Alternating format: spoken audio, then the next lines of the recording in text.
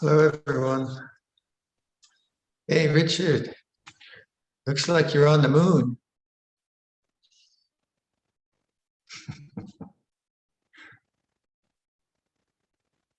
How's everyone doing out in Zoom land? Okay, good enough? Good enough, okay. Now where's Beta? There's Beta. Everything all right on my techie side? Yes, Luang Por, everything's all set for you. So shall we start as usual with the tipi so? Yes, please, Luang Por. Please allow us to all now pay respects to you first before we start with the episode. Right, I always forget. Shun Xiang. Shun Xian.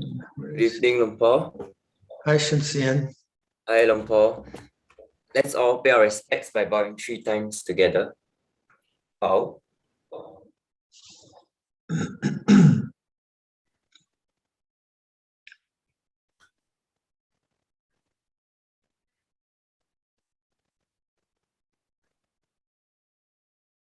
All right, there we go. So we'll chant the Itipi So 3 times. Join in if you want. And then we'll meditate for half an hour or so. I'll give some instruction. And then afterwards, a Dhamma talk. So let's begin with the Itipi So. Itipi So Bhagava Arahang Samma Sambuddho Vijja Charana Sampanno Sugato Lokavidu Anutta Purisadam Masarati Sata Deva Manusan Bhuto Bhagavati Sawakato Bhagavata Dham Sante Teko Akaliko Ehipasiko Opanayiko Pachadang Vedita Bhavini Iti Supatipanno Bhagavato Sawaka Sangho Uchupatipanno Bhagavato Sawaka Sangho Nyaya Patipanno Bhagavato Sawaka Sangho Sami Chipatipanno Bhagavato Sawaka Sangho Yadidang Chatari Purisa Yugani Yata Sapogala Hesa Bhagavato Sawaka Sangho Ahaneyo Apahaneyo Dakineyo Anjali Karaniyo Anuttarang Punyake Lokasati Tipiso Bhagava Arahang Samma Sambuddho Vichacharana Sampanno Sugato Alokavidu Anuttaro Purisadhamma Sarati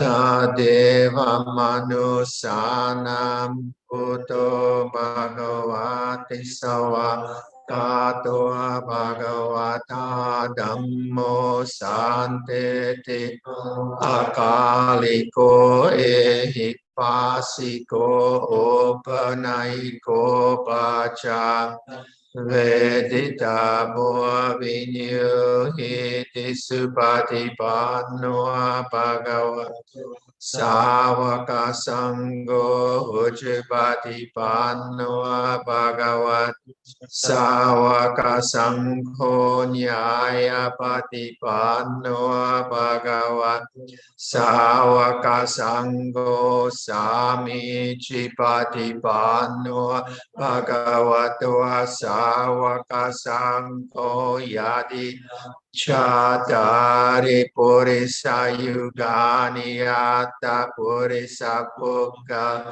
Esa bhagavato sāvaka sangho ahaneyo pahaneyo dakinai Anjali karaniyo anuttarang punya lokasa iti piso bhagava arahang samma sambuddho vicacharana sampanno sugato aloka Anuttara Purisa Dhammasarati Satta Eva Manusana Buddho Bhagavati Savakato Bhagavata Dhammo Santitiko Akaliko Ehipasiko Opanaiko Pacha Veditamo Vinyuhi Paripanno Bhagavato Sāvaka Sangho Ujjapatipanno Bhagavato Sāvaka Sangho Anyaya Patipanno Bhagavato Sāvaka Sangho Sami Chipatipanno Bhagavato Sāvaka Sangho Yadiram Chatari Purisa Yugani Yata Purisa Pukala Esa Bhagavato Sāvaka Sangho Ahuneyo Apahuneyo Dakineyo Anjali Anuttarang punya ketang lokasa. All right, let's meditate for half an hour or so.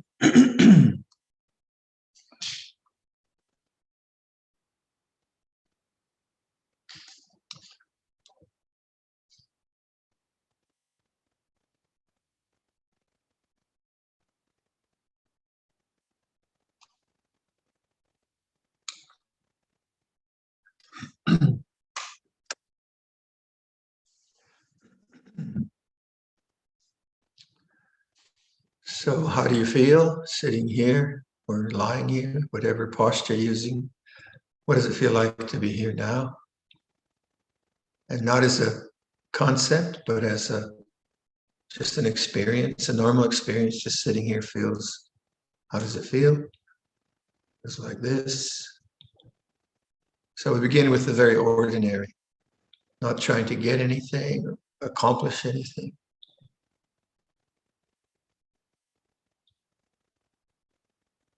And welcoming the present moment just as it is.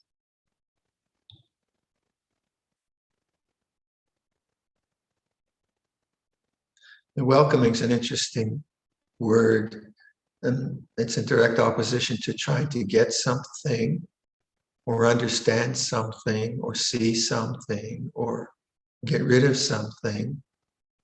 So it's not a judgment about this moment, but it's an open-hearted, welcoming acceptance. And that's an attitude, isn't it?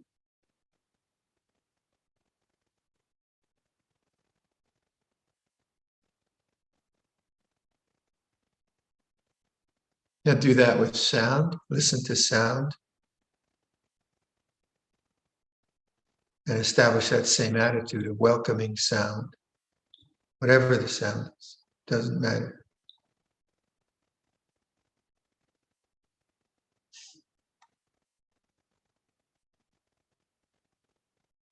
Feel the breathing of the body. And not trying to control, just welcome the feelings in the body, feeling of breathing. So it's the same attitude, different sense bases, welcoming, aware.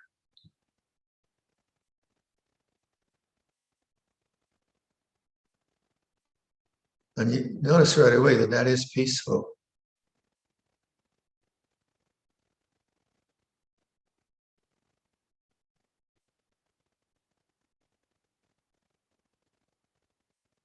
create space. Space is an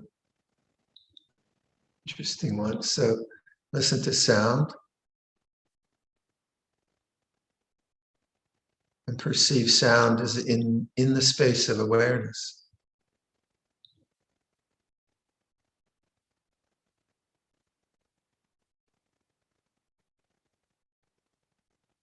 Feel the breathing of the body. Perceive the body as in the space of awareness.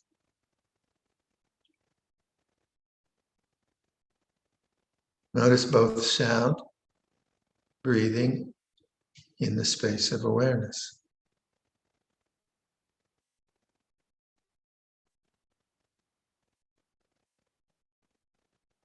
Now the sense of self through thought, that arises in the space of awareness.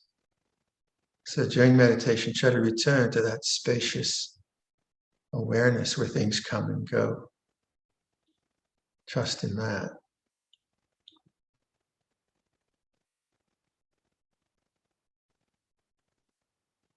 Bring attention to the center of your chest. Feel the in-breath, welcome the in-breath. Let go on the out-breath.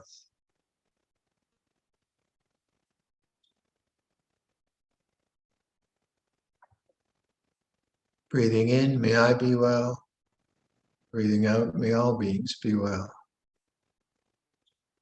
Breathing in, welcoming, may I be well. Breathing out, may all beings be well. Simple cycle, simple words.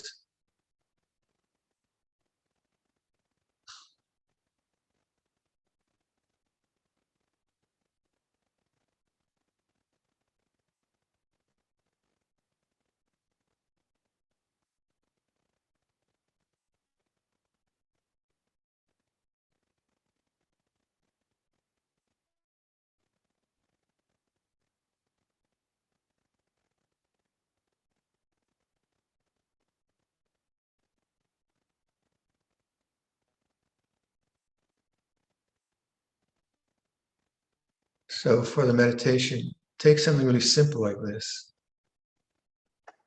That this experience is in awareness, welcoming in, letting go out. May I be well, may others be well. Very simple. So you're collecting and composing the mind on the simple breathing process.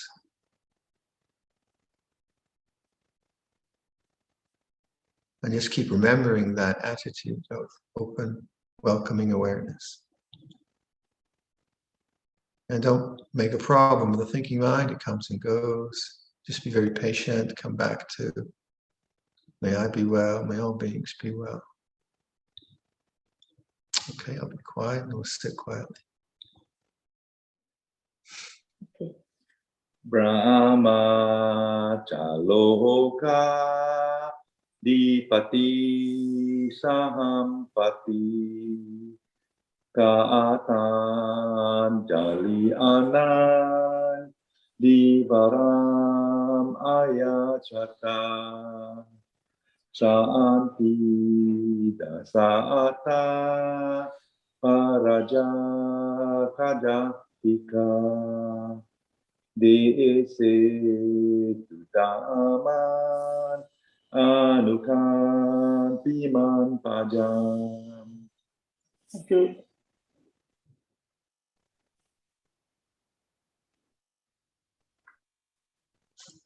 Nice surprise. Namo tassa bhagavato arahato sama sambuddhassa. Namo tassa bhagavato arahato sama sambuddhassa. Namo tassa bhagavato arahato sama sambuddhassa. Buddhang dhammang sanghang namasami.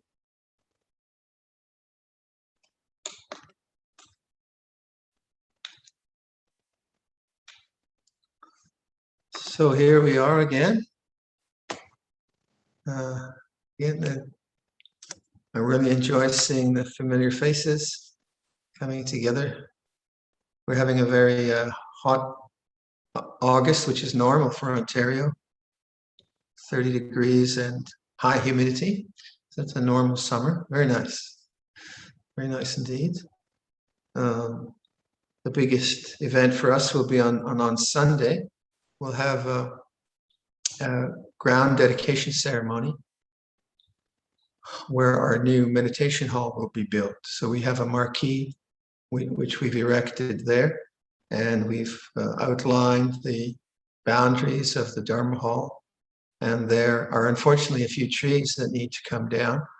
So with the help of Venerable Monastery, we crafted a lovely ceremony to honor our elders, the trees, and any beings that manifest in that way. And also, I think we'll pay tribute to the folk from the Algonquin and native peoples that were here before us, and generally just trying to recognize all the different forms of energy and consciousness that are a part of this place, the former owners, and then chant blessings. And that'll be the first, I would think, kind of real official ceremony at the beginning of our meditation hall. And then in the summer, we'll clear some of the ground. And then in April, hopefully, we'll start the building. This is a plan, I think it's 5 or 6 years in the making. And so to actually see it almost started is great. The roads get very, the road into the monastery is a gravel road, and it's frozen in the winter. They put sand on it. County sands it and plows the snow. So in springtime, it's very mushy. And so no large trucks are allowed to come on a gravel road until that spring shoulder season is passed and the ground is hard again. So that's usually in mid-April. And then we'll go for it. So we'll see how that goes. And we hope to have a closed-in building by the end of March, by the end of December. And then it'll maybe take 2 or 3 years to do. So stay tuned. Stay tuned. Yeah.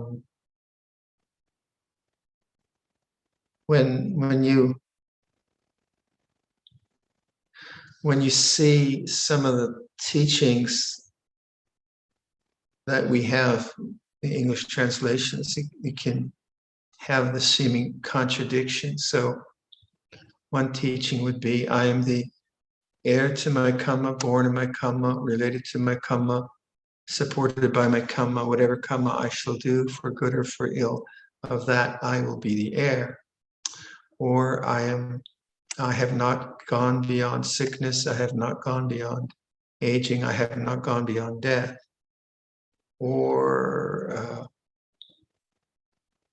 another way you get the teaching is, body is not self, feelings are not self, perceptions are not self, mental formations are not self, sense consciousness is not self, and 5 khandhas. So it seems, if you think about that, it seems like a contradiction. So you have, on one hand, that I am the owner of my karma, and then the whole stream of consciousness is not self. So who is the I am? And the way to remember that is that the teaching's always offered in two models.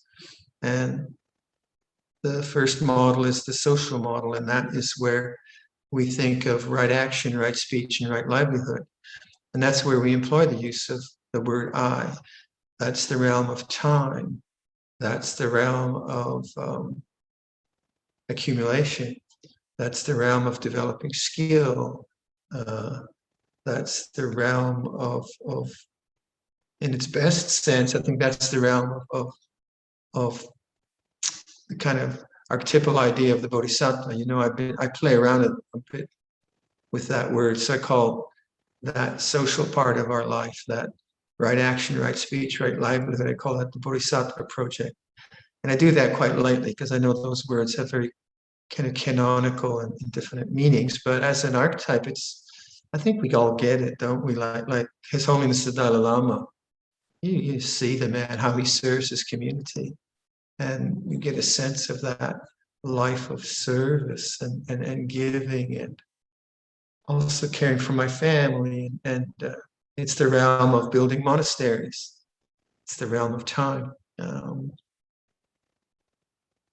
I had a friend in I think it was Cambridge, New Zealand, that I would go and visit when I was teaching in New Zealand, and I'd go and stay with them.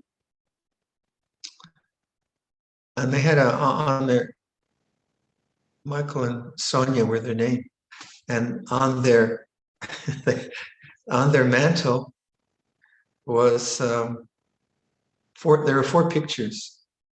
One was of Ajahn Chah, and one was of Sri Ramana Maharshi, who was a great saint from India. One was of Mother Teresa, and one was of Ramakrishna. Now, I don't know if you know Indian saints, but Ramakrishna was a great saint at the, I think, around 1800, I think, mid 1800s. In any case, I asked Michael, I said, so what does that mean? You have 4 pictures there. What do they signify to you? And he said, Ajahn Chah and Sri Ramana are jnana yoga, jnana yogas, or yogis. So those are yogis of wisdom.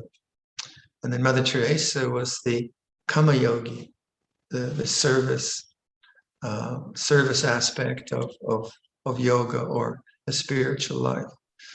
And then Ramakrishna was bhakti yoga, the whole sense of devotion.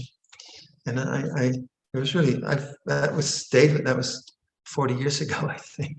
That stayed with me as a lovely sort of representation of the spiritual life, not just being, say, anatta.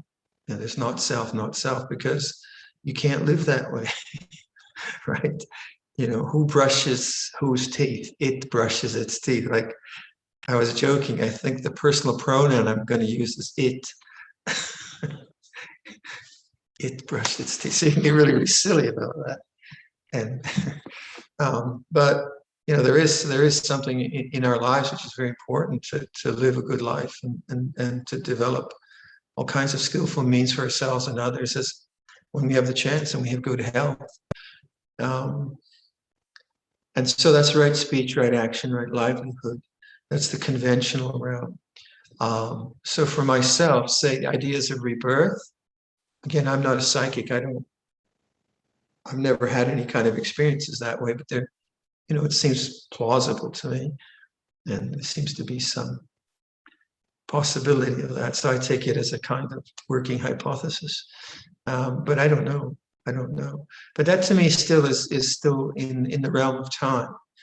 So it's not transcendent, still in the realm of time. It can be paranormal in the sense that's not the normal experience of seeing past lives or things like that. And but still it's in the realm of birth and death.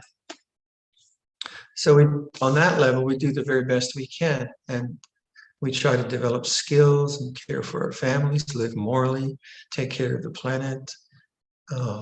So say the building of the meditation hall is in time. It's a worldly effort, but it's important and it's good and it's wholesome and it's an offering to the community. So it has value, it has meaning. And that's what gives our lives social meaning. If we don't have social meaning, if there's no real, if it's just simply a distraction, or someone was telling me who had just tried a virtual reality thing where they put on one of those goggles and then they were walking in some virtual space and the geometry of it made them feel like they're going to fall. And I thought, my gosh, how confused we're going to get if our attention is drawn to not only this reality, but then another virtual reality. We're going to be so confused because we won't be able to enter into that other possibility, which the Buddhist teaching on the 5 khandhas is. So when we switch from the social, from right speech, right action, right livelihood. And they're very important. It's very important to get those right. If we don't get those right, we're so confused and we have lots of remorse and that. So to have a salary, to have a home, to have food, and care for your family is hugely important. So not to be dismissed. Sometimes we say worldly dhammas, it sounds like they're lesser, but they're equally important. And for the bhikkhus, you all know the story where the Buddha's asked, who do you leave as your heir apparent? And the Buddha says, I don't leave a person, I leave the Dhamma and the Vinaya. And the Vinaya is very, very worldly. It's about the minutiae of our lives as monastic lives. How we congregate, how we make legal decisions, how we distribute resources, how we adjudicate difficulties in the Sangha, how we the modes of renunciation that we practice, the outfit that we wear, the fashion style. it's an old-fashioned style, and all of that. So that's all. But the Buddha didn't dismiss it. He said, I leave you two things. I leave you the Dhamma and the Vinaya. And the Vinaya is the way we live our lives. So it's very mundane and it can seem very trivial, but it's a wonderful grounding in the social reality that we live in. And it's a wonderful grounding in conventional truth and how to live as a community and so on. So lay folk, you don't have the Dhamma Vinaya, you have the 5 precepts, and you have like general guidelines of reciprocity that a parent should care for the child should care for the parent, the teacher should care for the student should care for the teacher, brother to sister, sister to brother, husband to wife, wife to husband, and so on. It's kind of reciprocity of care you find. But there's not that much. It's laid out very, very generally because people lived in different styles. So say something like money. Monks say, I wouldn't be a good advisor for your investments, right? If you have money and you're invested it, you don't ask me. But it's important to invest well, isn't it? To take care of your money and take care of your funds. So that's where you have different skill sets. You have lawyers and you have accountants and architects and people who wait on tables and cook in restaurants and all the rest of it. But then the other way, I leave you the Dhamma, that's when you think of Buddhism in the way of phenomenology. And what we're doing there is we're extracting ourselves from the social identity that we have. I am a monk, I am a man, I am a woman, I'm old, I'm young, I have sickness, I don't have sickness, all that where the sense of I is pronounced. We're trying to extract that sense of I and just look at our conscious experience, the stream of consciousness as phenomenon. It's a whole different way of operating, isn't it? And it's not mutually exclusive from the social patterning. So as we build this meditation hall, we'll have worries and concerns, and we'll have disappointments, and that's the realm of the worldly. So by taking on a project like this, we enter into the realm of both success and failure, and worry, and that's natural, isn't it? But this other way, you're not entering into any particular time narrative. The time narrative is kind of playing out, and within that, you act more like the witness of the phenomena that come and go, the feelings and emotions and memories and the discord you feel as an emotion, or the harmony you feel as an emotion.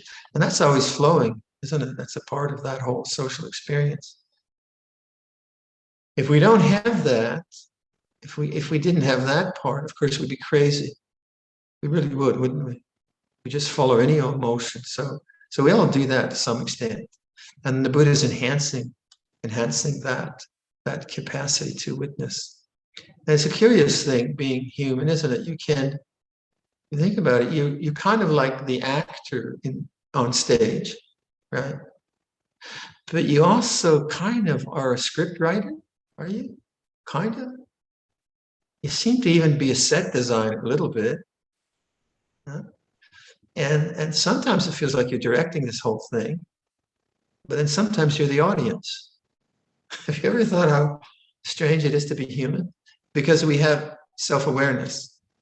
And that's very curious. Not only am I on the stage, but I'm in the audience.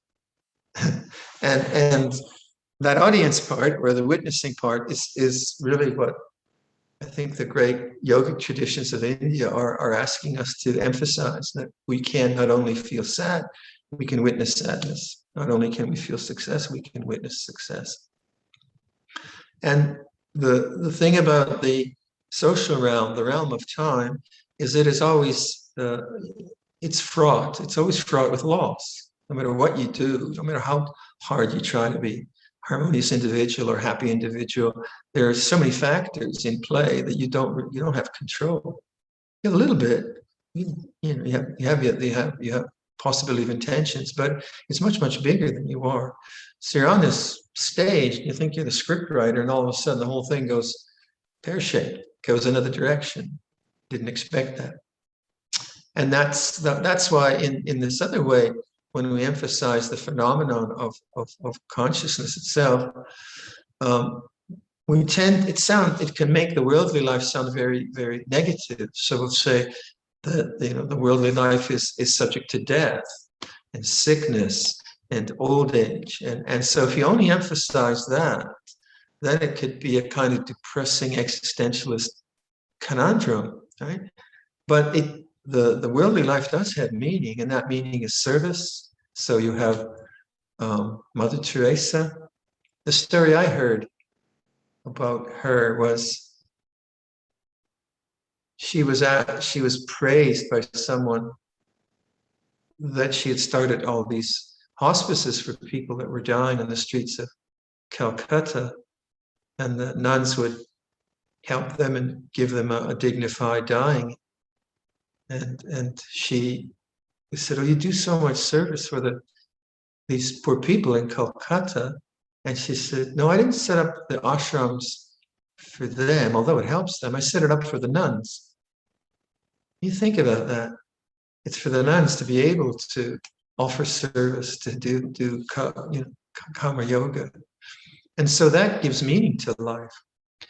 But when we talk about the phenomenon of our experience, it's also to give us a perspective that social life itself is always unsatisfactory, in the sense that you don't run it. So when loss comes, say, we had a very sad, like as a monastery, we're constantly asked by different friends to chant for the well-being of others. And so we had a request from Switzerland, where a friend had lost their only child, young man. And I said, so painful, isn't it? You just think about that, it's so very painful. And the Buddha was really emphasizing that I'm of the nature to age, I have not gone beyond aging. I have nature to sicken, I have not gone beyond sickness. And not as just a bad news story, there's enough of that, right? You don't need to, but rather that we start to do something different as well as the social. And that is that the inner work of meditation, and then the aspiration to the transcendent. So when you do this kind of inner work, you are sitting and meditating and doing simple exercises of composing and collecting the mind, what we're strengthening is that witnessing consciousness.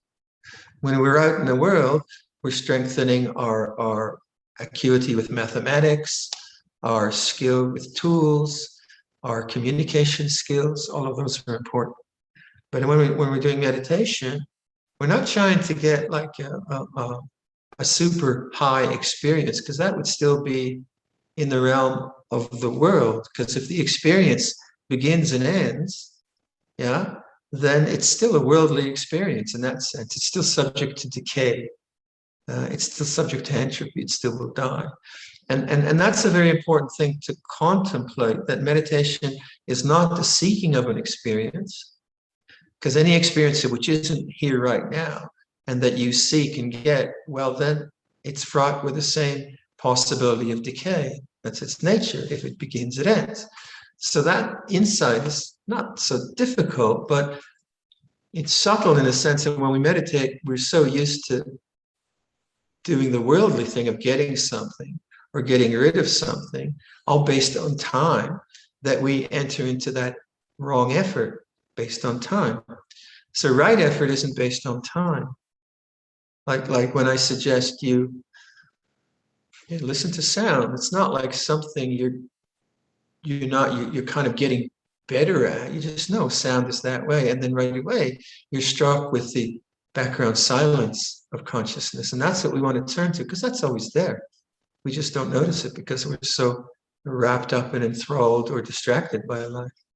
So the observation of phenomena, and the reason the reason we simplify it like that, because phenomena are so complex.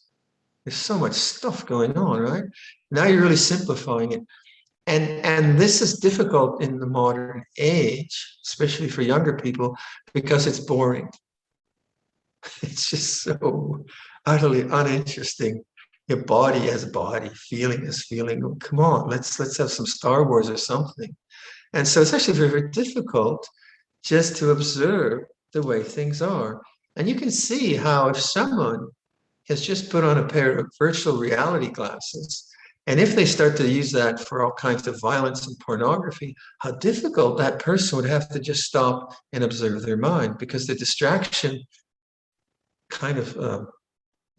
level would be so high that just to sit and watch the breath would be very, very difficult. So you don't want to lead, you don't want to delay this. You want to like get into meditation like right now, because this world is going to get crazier, I think, more and more distracted. But the thing about meditation, once you get through the hump of learners, restlessness and aversion and so on, you begin to say, oh, that's much nicer than the virtual realities of violence and all the rest of it, because it's your home, it's your real home. So rather than being on the stage, we are on the stage, but at the same time, we become the witness. We are the witness. We function from the witness, whatever language you want to use. And what happens when you do that? Well, you begin to see how the phenomena of your stream of consciousness, memories and emotions, are very, very distracting. You want some, you don't want some. You try to get rid of some. It's very, very hard. So what you need to do is create some kind of a time when you're not like really, really distracted. And I think one of the things I always recommend is really morning meditation, to make that like more priority than your coffee or whatever you do in the morning. I mean, that's pretty radical, I know, but to like morning's very, very, like if you can get up before the family gets up or whatever, it's a really, really interesting time, because the world hasn't started to get all rattled and energized with all the stuff that it does. And then to invest time in the morning to just be aware of the phenomena of the remnants of your dream states or whatever it is, and to start to invest a lot in that period of morning meditation, where it doesn't really matter what experience you have. It doesn't really matter if you feel sleepy or bored or whatever, because what you're enhancing now is awareness itself. And if you remember that one thing, if you remember that, the quality of your experience, yeah, it's nice if you're peaceful and you do get more confident and more skilled. That comes in time. Don't worry. But the thing you probably don't get in the beginning is that the awareness itself is now enhanced, and that carries into the workplace and your family. And that's where a lot of insights come. So as awareness gets stronger, then insights into the stream of consciousness begin to arise. And what are those insights? Well, those insights are where you suffer and the end of suffering. And that's where we're suffering. We suffer with people and all the rest of it. So to look at your life as a stream of consciousness, a phenomena, but also to be socially conscious. And there's so many social issues now and confusion. When I look at the BBC website, sometimes with a guardian or whatever. My gosh, the news is terrible, isn't it? This is really, really terrible. So when you're watching a news site, you're also watching what it does to your mind. You're both watching the world as it manifests in these different ways, but you're also looking at the world that arises and ceases in consciousness, and that was the way the Buddha described the world. You look at, let's say if you get caught up in watching some horrible, depressing video about violence in Afghanistan or something like that, and you watch that for an hour, you know, your perceptions of the world will now be conditioned by that hour of watching. Do you really need that much information? Well, if you're an Afghan, maybe, but if you're actually watching something which is disturbing or violent or distracting, and it's creating a negative result in your mind, you know it right away. You move away from it. You don't want that. You don't want that in your mind. So that's what, in terms of worldly, in terms of lifestyle, one of the things that the monks very much recommended is sense restraint. Obviously, as monastics, we live celibate. We don't have all kinds of stuff like that. So we don't have iPhones. Like the monastery has an iPhone, but they use that for the car. So that there's a strong emphasis on sense restraint. Now, what does that do? Well, sense restraint is very, very powerful. It's not a judgment about sense experience, because sense experience can be good, bad, and different, but rather it's a relationship to sense experience. And so sense experience, which is powerfully distracting, you begin to see, well, if I want to realize the transcendent, I can't be bringing my attention to that which is born and dies. And that's the basic paradigm of moving from worldly dharmas to the transcendent. So what is the transcendent? What might that mean? And the way Luang Por teaches, and I like to teach, that the Buddha offers us a possibility. He says there is the uncreated. And as soon as you say that word, you say, wow, wait a minute, what could that be? And that's a pause in the mind, because we know about creation. You see a fabulous movie that's created and you applaud the director and the actors, or you see a nice piece of craft, or like we have this room has 1, 2, 3, 4, 5, 6, 7, it has too many Buddhas. Not too many, lots of Buddhas, beautiful Buddhas. They're all beautifully made, they're formed and so on. They're all created, right? They're created. And I like art, and I like craft, so we have beautiful tanka. It's all created. So when the Buddha says there's the uncreated, your mind can't go anywhere.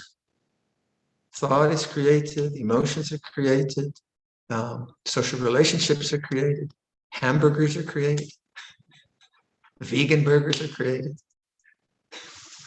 right? So it's all, so you have to do it. You still have to eat. I'm not saying stop eating, but it creates a kind of question in the mind. And that's the question of transcendence. So what was it? What could it be? Well, if you just stop and now you start to observe phenomena, right? You see that if you're looking for anything in time, that's created, right? If you're trying to get rid of something that's coming into the present moment, that's still creation. You're attaching to creation. So rejecting something, like trying to get rid of thought, you're still fascinated by creation because thought is created. Trying to create something yourself, some mind state, some meditative state, that's still in time, that's still created. So you start to ponder the uncreated and you come to the word akaliko, not a matter of time.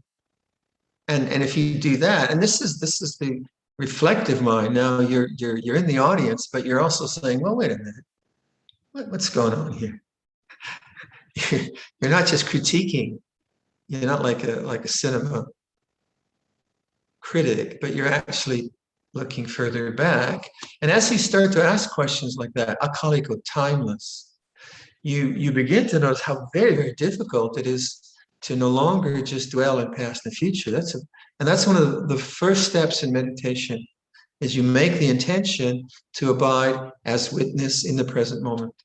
And that's hard, isn't it? That's not easy at all. And then you see that the quality of your abiding in the present moment, you make that. And why do you no longer chase past and future, although it's habitual? You see, well, that can't be it. You know, your logic mind is working on, no, that can't be it. It can't be about a memory. Memories are created. It can't be some future possibility because that's in time. And the more you contemplate timelessness or akalika dhamma, you start to give up that movement to the future or the rejection of the past, whatever. And you start to uncreated. You bring up that kind of questioning, uncreated. And then so you start to give up the movement in time because you're more curious. But then you notice in meditation that quite often you're trying to control. You're not open, but you're just trying to control the mind so it doesn't think. Or you control yourself to be in the present moment. Many of us, I think, found that with walking meditation. When you're first introduced to walking meditation, say in the forest tradition style where we walk normally, we walk 20 paces, stop, turn around, 20 paces, stop, turn around, 20 paces, stop, turn around, back and forth. And when you first try it, your mind is just thinking all the time. At least mine was. And it's just going on and on and on. And then, you kind of reach the other, oh, wow, I've been really fantasizing. Oh, I'm really worrying. And then the mistake I think all of us have made, probably meditation, then you turn around. So for 20 paces, I'm going to control my mind. I'm not going to think. Right? I'm not going to think. And you find, like in the middle of it, you're completely lost now. It's even worse than before. And, wow. And then you begin to say, well, it can't be about control because that's not working. It's not working. So then you say, oh, yeah, it's about knowing and awareness. And you start to have just intuitively, I think, you start to have a facility of witnessing the phenomenon of thought and the phenomenon of the mood of the thought. You start to get better at your thinking mind. At first, it's just like you kind of just follow up worry, or you have a resentment. You start to say, well, that's just resentment. That's memory. Now you're getting some skill in witnessing rather than just getting caught up in the thinking process. At first, without any awareness, you just follow any old thought. And then you try to control your thinking. That doesn't work. And then you start to see thought as an object. And that comes and goes. When I first went back to Canada, my dad was a very intellectual person. He was a lawyer in Latvia, but he lost that in the war. But he loved knowledge. He was always reading and making notes and accumulating information. And if ever we had a discussion, and I might even be winning a little bit in the discussion or argument, he said, well, when you've read more, you'll know more. I said, Dad, you always do that to me, kind of thing. I could never catch up. But when I came back as a monk, and I said to him, what we're actually interested in is in emptiness, no thought. He said, that's impossible. Can't. That's impossible. And I don't know about you, that certainly seemed impossible when I started. But there were glimpses, And my teachers would say, you're not always thinking. There are gaps. When you hear the cry of the crow, and you stop and you hear, and there's just hearing. There are those gaps. And so my teacher started to notice the gaps. Notice the gaps of no thought. And that was different than trying to get rid of thought. Because I didn't like thinking at all. But I realized that you can't put an end to thinking by thinking. I realized that early on before I became a monk. And I asked Ajahn Chah first question. I said, well, Paul, how do I get rid of all this thinking? He said, no, thought's natural. Don't make it a problem. Well, thanks very much. It's obsessing my mind. What do I do? And that's the struggle. The struggle that we have in meditation. It's no formula is going to get that for you. But as you learn to step back and witness more, you start to see that there are gaps in thought. You start to see the moods that underlie thought. You start to identify, oh, this is just memory. That's a great one, isn't it? You have a memory and it's churning up in your mind with remorse or regret or resentment, and you just say, oh, that's memory. Memory feels this way. You're the witness again. So that witnessing consciousness, that witnessing awareness is, the way Ajahn Chah would describe it, it's like a little drop from a tap, drip, drip, drip, drip, drip, drip, boom. That's the idea. Except when we meditate, boy, those drips, they seem sometimes not frequent enough. But when I read my first book on awareness as in university, first year university, way back, a Danish friend lent it to me. I never heard anything like that. And I got it. I understood what they're talking about, the awakened mind, right? It wasn't Buddhist per se, but it probably has Buddhist roots. So even though I got it, I would remember every 3 months. I would just submerge into my, endless whatever I was thinking at that time. I was like 18 or 17. And I'd get lost in it. And then every 3 months I'd come up for air, notice, oh, life is like this.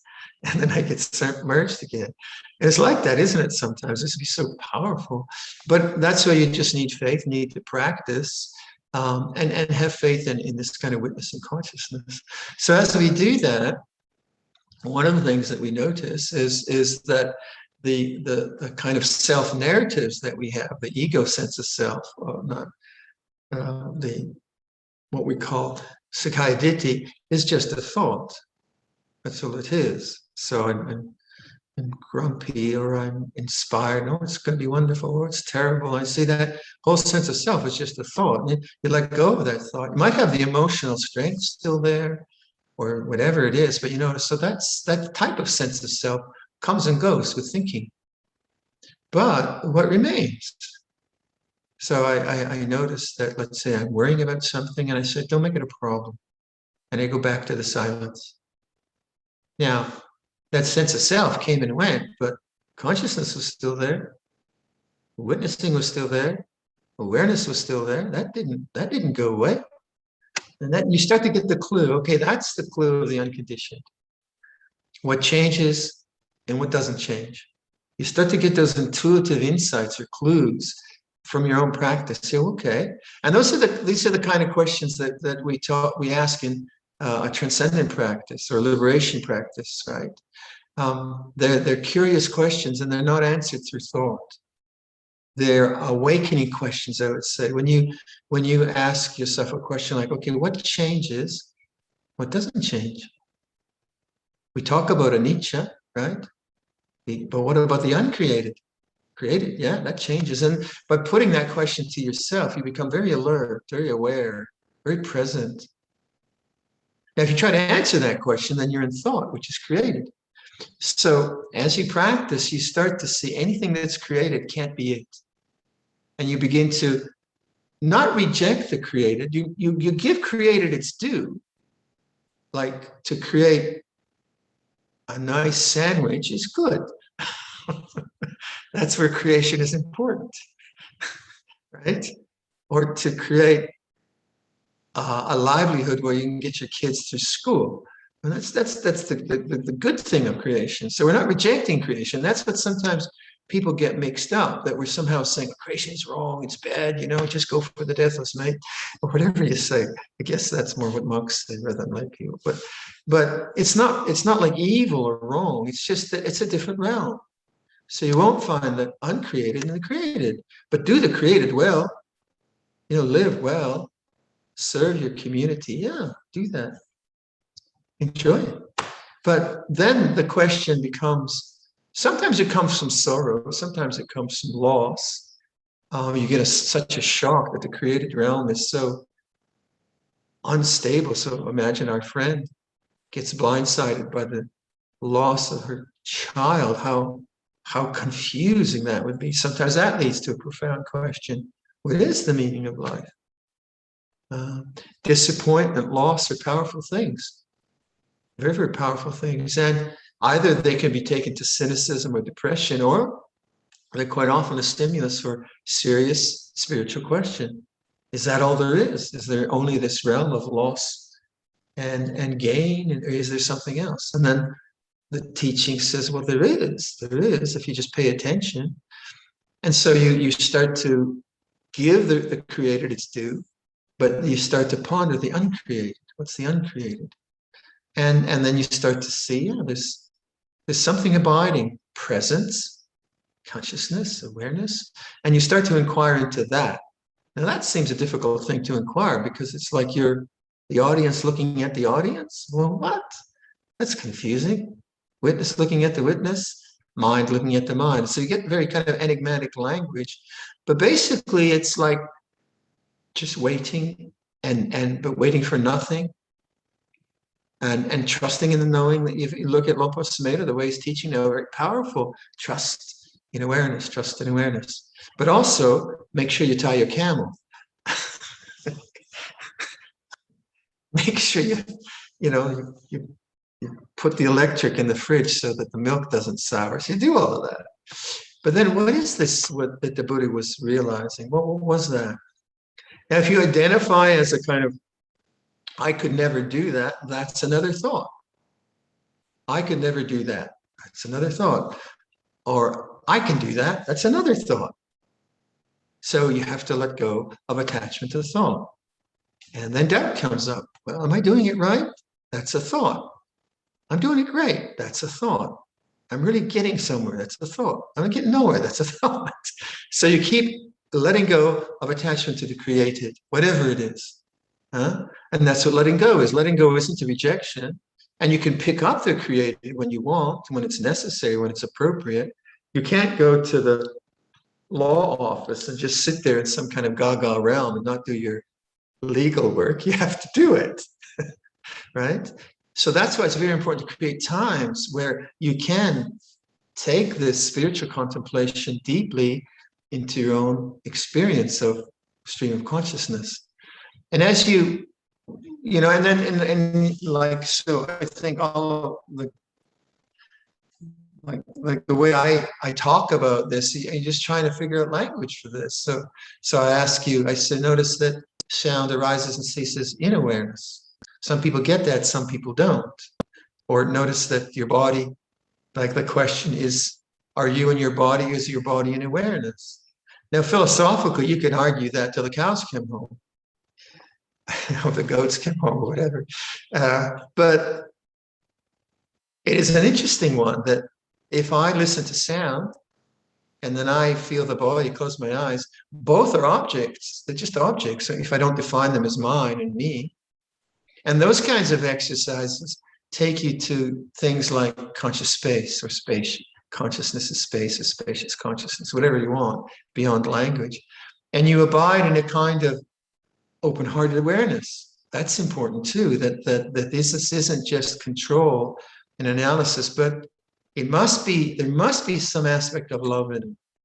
You know, how can you accept the whole of creation and yet not reject any of it or get lost in it if there wasn't some aspect of love? Romantic love, no, obviously. Romantic love, it can be very possessive, but what kind of love could that be? We call it the Brahma Viharas. A kind of open acceptance, accepting all things, rejecting none. Love is a difficult word, I know, but that's the word we use. Rather than say the Brahma Viharas being simply practices we do. You know, I do metta bhavana, and then I do this bhavana, and I do that bhavana. Yeah, those are good. Those are very, very skillful things to do, but isn't it like an attitude even? So what kind of attitudes would be a foundation for realizing the uncreated? Now, attitudes, you could say, well, they're created, right? They're creations, aren't they? Yeah, and so is a healthy diet is a creation. So there can be, we can use the created to create a foundation, to establish a foundation to realize the uncreated, right? We can eat well and sleep well and rest well and exercise. So that all helps, good health. And then you have to sort of just trust and wait and witness in the silence of the mind. And then what happens is the kind of the sense of the doer begins to be challenged. You kind of see that in your meditation, yeah, the Sakkaya Ditthi falls away, and the gross sense of self in personality view through thoughts, that falls away, and you do experience more silence. But then you still feel this doer, the sense of me doing something at a more basic level. And as you begin to witness that, that falls away too. And that's, I think, what we mean by the experience of emptiness in Buddhism. Not empty of consciousness, just that sense of the doer, me doing something, becoming something in time, that begins to fall away. So there's many kind of levels of this witnessing that you can think about, but to invest a lot of time in that and in curiosity in that is very, very important. And then people ask, well, is awareness itself the uncreated, the unconditioned, the unformed? And then most teachers say, figure it out yourself. Right? Because once you give an answer, then people take a position. No, it's not awareness, it's something else. And then you get all kind of argumentative about it. But what about trust? What about trusting in awareness? I think that's why I really love the way Luang Por Sumedho's teaching now. He's like, what's trust? What is faith? How does that work in part? And then you have to, give up the sense of,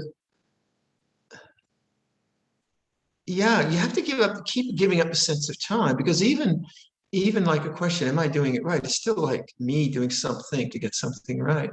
So the sense of timelessness becomes more and more profound, just here and now, and that you kind of really settle in the present moment. That's a kind of survey of possibilities. So do enjoy the created life in an appropriate way, and then be curious about the uncreated. Okay, I'll leave that for your reflection.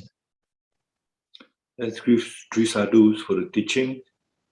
Handamayam Dhammat Kataya Sadhu Karam Tatamase. Sadhu, sadhu, sadhu anumodami.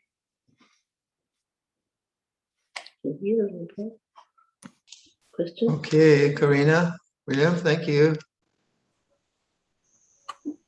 Are we any questions, Peter, or are we trying to screen? Any questions at all? I think William has a question, Luang Por. Please, William.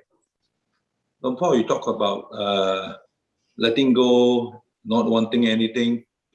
Sometimes when you meditate, the mind is very restless.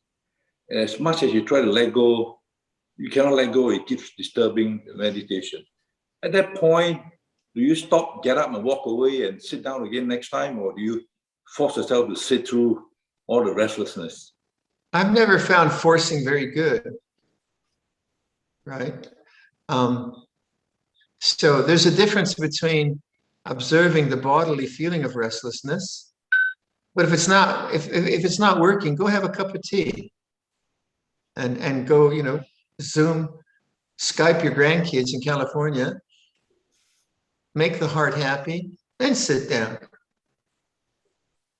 You try to do something that brings a kind of lightness and happiness to the heart, because we can be very willful and diligent, but sometimes that willfulness I certainly had that. The willfulness is misdirected. I tried too hard, and just like craft. Sometimes I'm just trying too hard on the woodwork. I just walk away from it. And then I come back to it and I'm fresh again. So yeah, definitely. There's no fixed pattern, but you could see that if every time you meditate and after 5 minutes you check your iPhone, well, I don't know, that's that's not going to work either. So that's one extreme, but usually it's not that. It's like too forceful or too willful. And then the danger there, William, is then, you are forceful and willful, but then you never want to meditate again. This horrible stuff, because you want some kind of grace in there and some beauty in it. So I think like bringing your grandkids to mind and that lovely wife of yours and spreading metta to her and, bringing up like joyous qualities through memory is quite easy to do. You're not trying to force the mind not to be restless. So introducing, how do you introduce something which is joyous? into your mind as you meditate, rather than trying to manufacture joy as a product and not be restless. And that's usually bringing to memory the feelings of your kids, your grandkids. Now, obviously, because the life is fraught, if the grandkids are going through some problems, then bringing up the grandkids might bring up worry. So it's not guaranteed. So you want to go to something which doesn't bring up worry, but it's very easy to go to gratitude. And those are good ways to start or do the whole meditation, because it's composure and it's some joy in the heart. That's easy to do, right? If you get a very complicated metta practice where you have to go through everyone in the family and you have to make sure that you don't do the younger ones before the older ones or something like that, it's too intellectual, it's too much in thought. But just the image of someone you love, just one image, brings you to the heart and abide with that. And if you're too restless, then just go. Like a picture of you is good. If you're in your shrine room and you've got a picture of your kids, just look at them and let your heart open to them. It's simple stuff like that. It's very just, this is what bhakti yoga is about. Ramakrishna, where you look at the image of someone, and the image brings up joy. So I use that a lot. I have pictures of Ramakrishna and Sri Ramana, my mother, Luang Por Samedo, Luang Por Cha, Luang Por Lian, a group of monks. I'm festooned with images, and lots of times I just sit in my chair, look at one, look at another one, and it's great. I'll do that for like 20 minutes and feel very happy. And it's not like a hardcore meditation, right? But it's very productive. And then abiding in this inquiry of the unconditioned is very easy because the heart's happy to do that, interested to do that. Okay? Thank you, Luang Por. Right. Your daughter sent us some masks at the beginning of the pandemic. You know that, yeah. Okay. Nice, proper color. Do you still need any more, Luang Por? No, I'm good, thanks. Thank you. We've been maskless recently, thank you. Okay, take care. Thank you. Thank you, Luang Por. There is another question, which is about the earlier teaching. Li Hui here is asking about, could Luang Por please clarify what it means by created and uncreated? Thank you. Well, created is easy, uncreated is difficult. So the body is created, right? It's born, it dies. Emotions are created. They begin and they end. Feelings, Vedana, they're created. The feeling of attraction or repulsion, that begins and ends. So you could say created, beginning and ending, subject to decay. You could use many language around that. All the trees here, this planet, the universe, my body, your body, my mom, my dad, social relationships, the quality of social relationships, harmony are all created. Disharmony is created. And you could go on and on. All the books, all the emotions, sense of connection with someone, lack of connection with someone, that's all created. So you can't rely on any of that, but you can work to make the created as good as you can. So say human communication, you try the best you can to have harmony, and then disharmony happens, then you try to work towards harmony. That's natural. But you can't rely on harmony. You can work towards it, but harmony is contingent. It suffers. Harmony suffers. It dies. And then when you have disharmony, if you have no reflection on change, you think, oh, what happened? But Luang Por Chah said it was supposed to happen. Disharmony is supposed to happen. So he'd use the image of this. You've seen it all. He'd have a cup or something, and he'd say, "This is already broken." Prost. This is not vodka. I tell you, it's water. So it's already broken. His body is already broken, but that's not a negation or some kind of like. I was just reading about Sartre and Beckett and these kind of existentialists. Gosh, they were heavy. This kind of really heavy nihilism, but that's not it. It's just that you won't find in the created the uncreated. Okay, so you don't look there. So what is uncreated? Well, that's what you have to figure out. That's what you have to figure out. That's the whole spiritual mystery. So then we have other language, the uncreated, the unoriginated, same thing. The unborn, kind of same thing. But we have some other words like peace. We think, well, peace is created. Well, it must be some kind of different kind of peace, right? If it's uncreated. Or Nibanna, that's the common word, the cooling of the fires, but that's become corrupted by Kurt Cobain, was it? Or someone? Anyway, it's a music genre now where like Nirvana can be a spa, right? And Samsara can be a perfume. So these words get co-opted by consumerism and mess our minds up.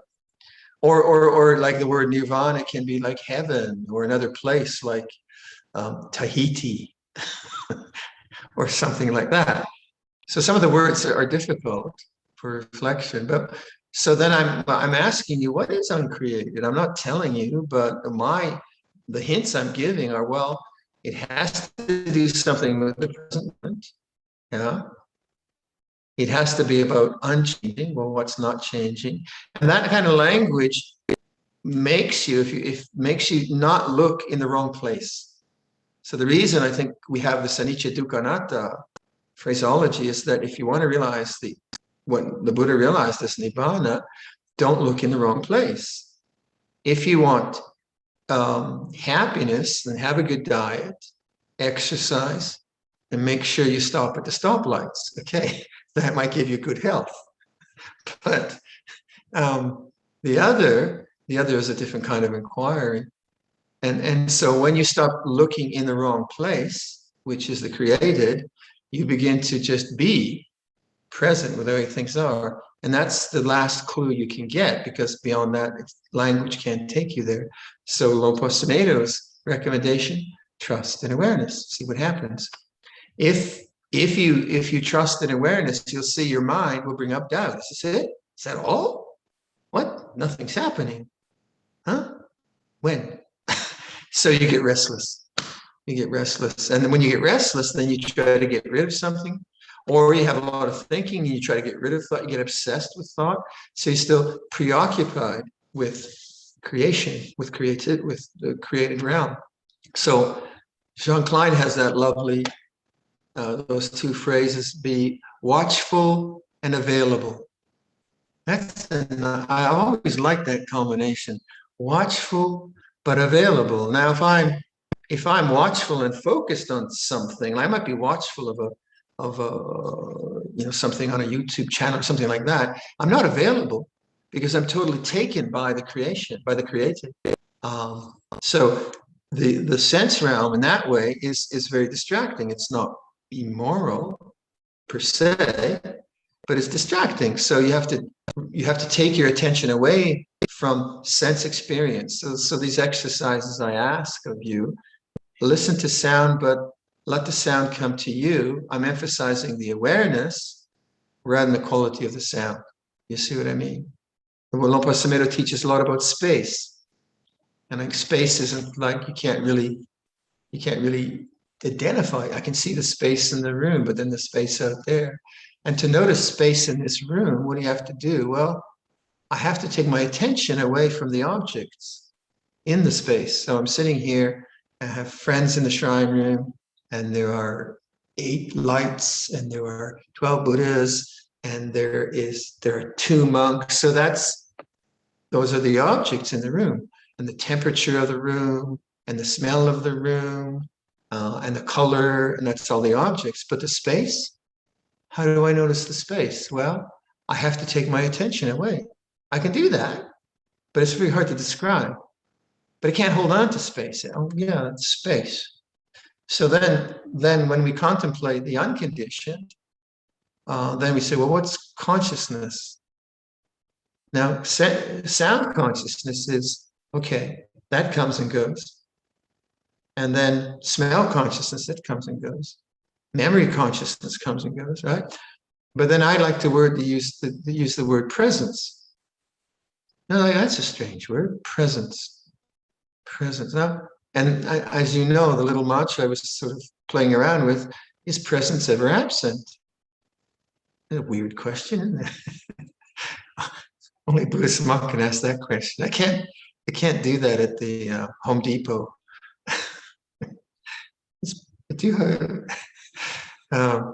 But it's a very interesting question. So that kind of question, then you this is a very good question to put at the when you think you're thinking too much. Then when there's a lot of thinking, you'll kind of take responsibility for the authorship of those thoughts, and then you'll try to get rid of thought. I'm thinking too much. I have to stop thinking. Now the inquiry there is very interesting. If you say to yourself, okay, now there's thought, but was presence ever really absent? And then you look very carefully. Well, no, presence is always there. Sense of self comes and goes. That's where you get fooled, I think. And so that kind of inquiry takes you to something which is unchanging, abiding, here and now, not a matter of time. And you can allude to it, I would say, because it's not a thing. Now, all experience are things, and they begin and they end. Anicca, dukkha, anatta. You don't own them. And they're unsatisfactory in the sense that you won't find the unconditioned in them. So happiness is a condition. It's not the unconditioned. So if you're looking for the realization of Nibanna, don't look in happiness. But that doesn't mean be unhappy, because unhappiness is also like if I say to you, you could be miserable and realize Nibbana. No. Happiness is happiness, unhappiness is unhappiness. They come and they go.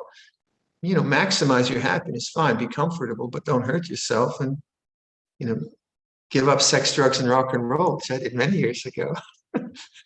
Because it's just not where it's at, but it's not a moral judgment about those things. That's very important. I think if you come from the Abrahamic traditions, it tends to be a moral judgment about sexuality or diet or all kinds of things like that.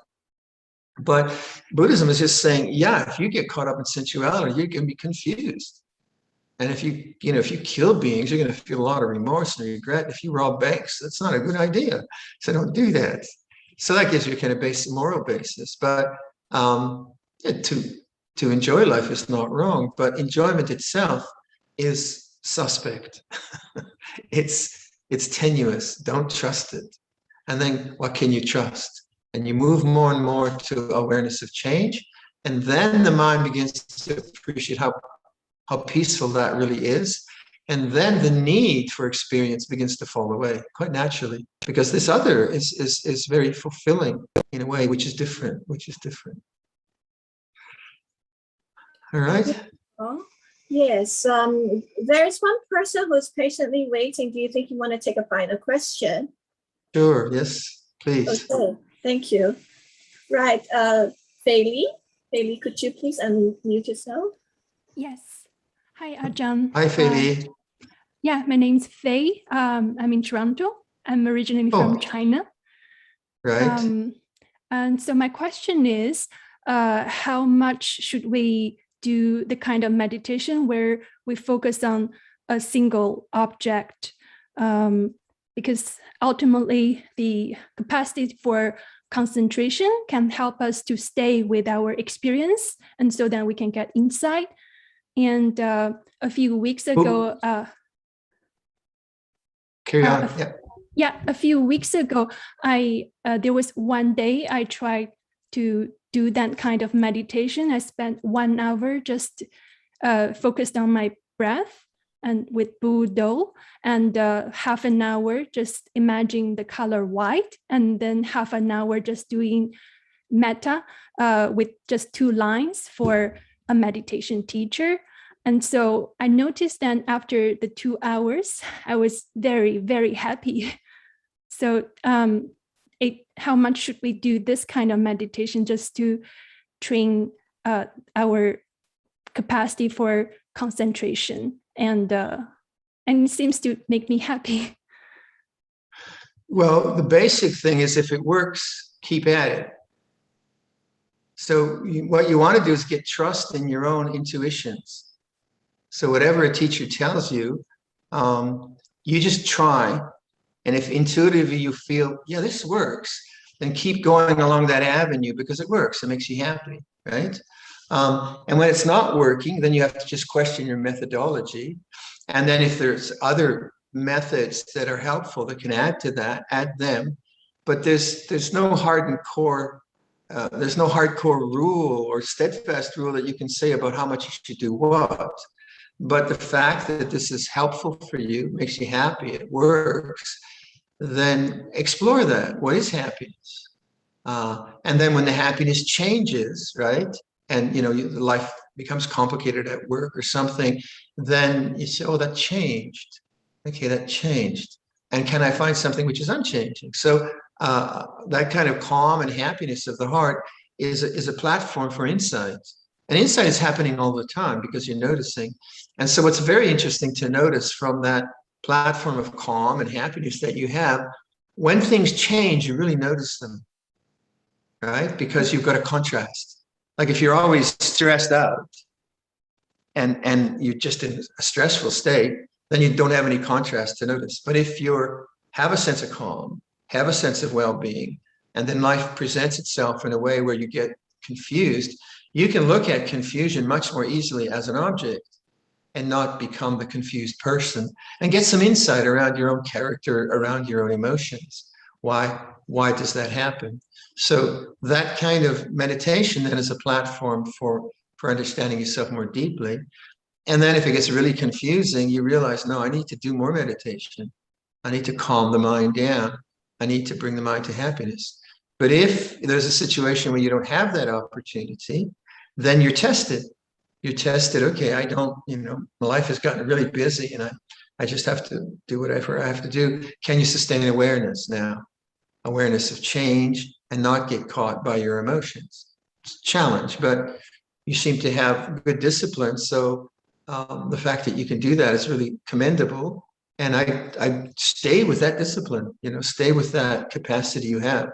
If you have a day of freedom, do it all day if you can. I don't know, you probably have to eat or, you probably have family or something. But if you have that kind of nature, then explore what is stillness and what is happiness? What does that mean? And not through thought, but deep in that, not through greed, because those pathways of happiness and stillness are very, very fruitful. So sustain happiness and stillness for long periods of time. See what happens, as an experiment. But if you start to get too clock oriented, like, oh, I put in 4 hours yesterday, and then I put 4.5 hours in, and if it starts to be an accounting practice, like Olympics, I did high jump of 1 meter, 1.5 meters. Then you start to get a kind of ego around it. It's a kind of acquisitiveness. I've got 1 car now. I've got 2 cars. I've got 3 hours. If it starts to get into that, or it starts to get compulsive, where you have to do it, where it's losing, like if for some reason you can't meditate when you usually meditate, you feel agitated. You say, well, wait a minute. It's all right. It's not sinful. I'm okay. So you have a kind of flexibility around that. All right, Faye? Thank you. Yeah. Thank you. Pleasure. Thank you, Luang Por. All right. That's all for this evening. Do we want to advertise any of the retreats or anything like that? Vito, or do you let people know? Yeah, so the retreat that was advertised is the one that's coming up. That's with Joyce and JC, right? This one. There you go, handsome man. So the next session will be, the next Zoom session will be together with Luang Por at this 4-day retreat. So go in and register and get the Zoom link for those who are interested. And the Ottawa retreat, Vivian, are we advertising that here, or is that just through the OBS site?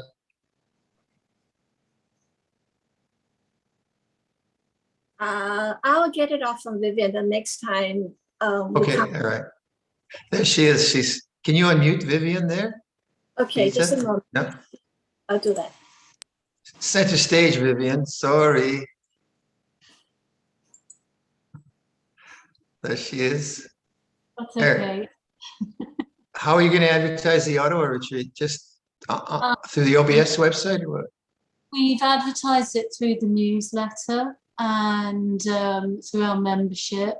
And I think now, Beta, you have the poster for All right. the retreat. So, I mean, you're welcome to spread the word. All right, great.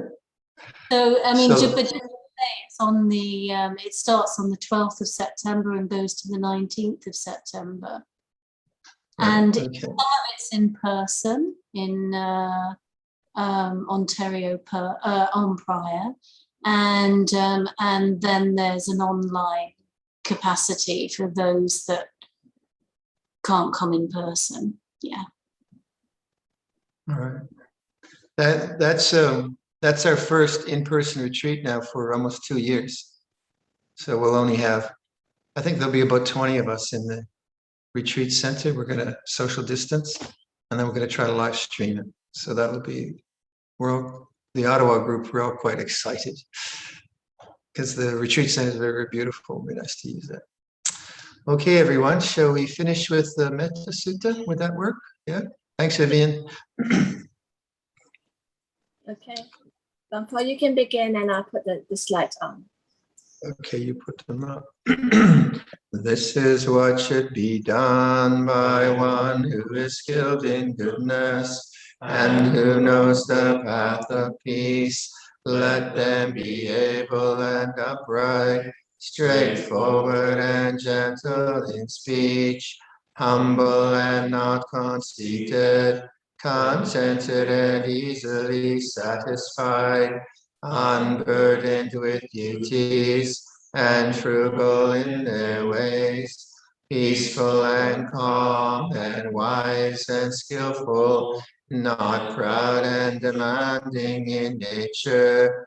Let them not do the slightest thing that the wise would later reprove, wishing in gladness and in safety.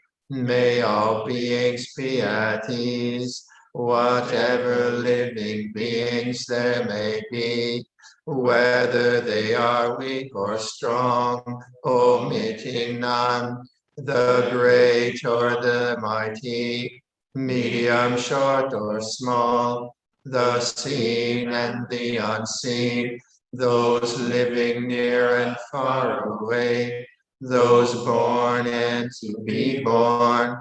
May all beings be at ease. Let none deceive another or despise any being in any state. Let none through anger or ill will wish harm upon another, even as a mother protects with her life her child, her only child.